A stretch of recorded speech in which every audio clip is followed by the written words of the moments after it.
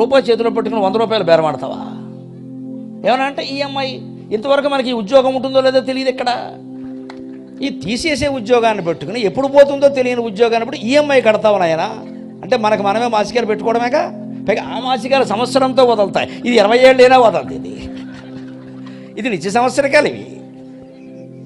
ఇప్పుడు ఆలోచించండి, అప్పుల పాలు ఎందుకు అవుతున్నారో ఎవరైనా, ముఖ్యంగా యువతరం ఎందుకే అవుతున్నారండి? అక్కడి నుంచి అమ్మకి ఫోను, నాన్నకి ఫోన్, అమ్మ మునుగుతావమ్మా, వెళ్ళి పుష్కరాల్లో మునుగు చెనెదిరిపోతుంది.